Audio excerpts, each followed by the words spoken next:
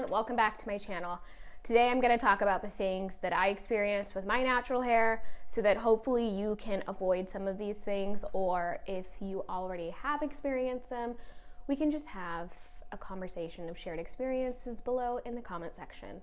The first mistake I made with my natural hair was letting it out too often. That kind of sounds a little bit weird. It sounds like a pet letting off its leash. But essentially it means that I'm letting my hair out to get potentially damaged. Now, to some people it's like that, it's not that deep, and it just depends on your hair, honestly. I know that my hair gets tangled really easily, so this is definitely something that I have stopped doing as much. My hair gets really matted when it's up against my clothes, like here by my neck, and I get single strand knots really easily. So I've been wearing my hair in buns and clips specifically, like a big banana clip in the back, most often. If your hair doesn't get easily tangled, then it's not necessarily something you have to worry about as much, but if you already know in the back of your mind your hair gets tangled easily, you know, embrace the updos. The second natural hair mistake that I made was not stretching my hair very often in order to identify potential issues. For example, I notice I have a flaky scalp more when I'm blow drying my hair or when it's straightened than when my hair is curly. I cut my hair when it is straightened, but sometimes when I blow it back out and straighten it again, after some time, I see that there were a little bit of differences on both sides. I don't feel the single strand knots in my curly hair as much as I feel it in my hair when it's blow dried or in a roller set, or even just when I'm putting it in twists. And sometimes, this hasn't happened to me thankfully, but you can have breakage in a certain area if you're wearing your hair in the same style over and over and over again. Like, I could start experiencing breakage at the front up here if I wore my hair up in a bun all the time. Those are all examples of things that you could easily miss if you're not stretching your hair. That doesn't mean that you have to straighten it. It does mean that you can do a blowout, you can do a roller set, you can do a braid out. It just depends on what you're most comfortable with, but stretching your hair to identify issues every now and then is probably a good thing to get into the practice of. Mistake number 3, I was doing things that hindered my hair being able to absorb moisture when moisture was like my goal. So like, for example, I bleached my hair and I like stripped the color out of my hair twice and then I bleached it. Did I bleach it twice?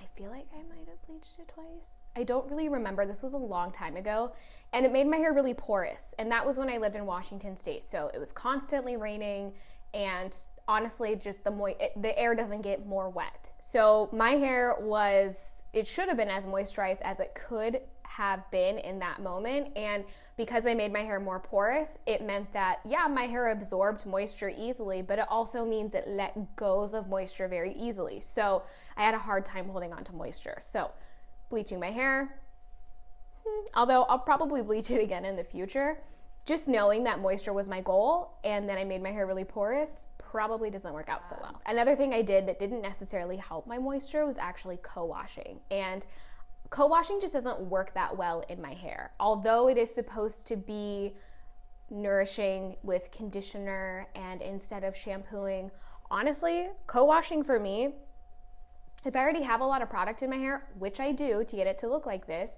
then I need to wash it all out again. If I am putting conditioner on top of hair that has already been styled with product and it's been sitting in there for a few days, co-washing is not actually washing my hair. So I actually need to shampoo in order to get those layers off so that my hair can absorb moisture again. Essentially, my product buildup wasn't being removed whenever I would co-wash. So that would hinder my hair from being able to absorb moisture. Thing number 4, simplify your routine. This is gonna take a little bit of time, but we're not doing the whole thing anymore. We're not pre-pooing, we're not co-washing, we're not doing hot oil treatments, we're not doing deep conditioners and protein treatments in the same day. Like, we are not sacrificing our souls to the hair gods. Like, we're not doing that anymore. It's done. Let's wrap it up. We are sectioning, We are shampooing. I'll run a little conditioner in my hair a little bit before I shampoo, but not all the time. That's really only when I use Head and Shoulders. We are conditioning, and then we are doing a treatment. Not all the time though. My treatment is deep conditioning. Honestly, you guys, if I'm doing a deep conditioner, I'm not conditioning my hair. I am shampooing, deep conditioning, and then I'll put conditioner in my hair because that's my leave-in as well.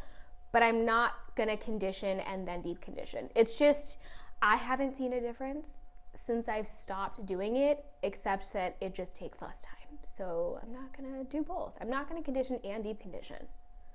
Sounds a little ridiculous. The only time I'll slap conditioner on my hair before I shampoo is if I'm using a shampoo that is meant to attack my flaky scalp. So yeah. Mistake number 5. I listened to so many opinions when I was starting out my natural hair journey, and it's still hard for me to not listen to all those opinions. People tell me that if I use the same products over and over and over again, then they're eventually going to stop working in my hair.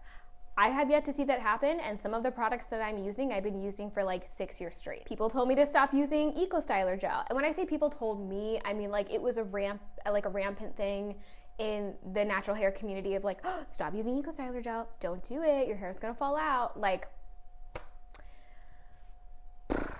I know that one's controversial, but I'm still rocking with it.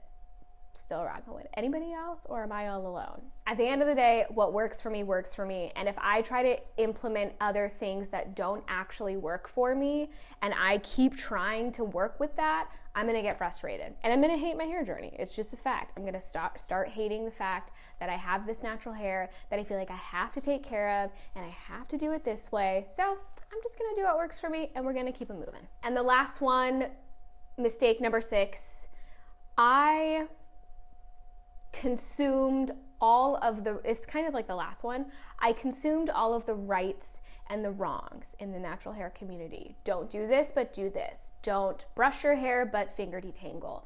I consumed all of those things, and all it ended up making me feel like is, at first I felt like I belonged, right? I was like, oh my God, I'm doing all these things in this sort of way, and that's how everybody else is doing it, and that means I'm great. That means I'm so great with my natural hair.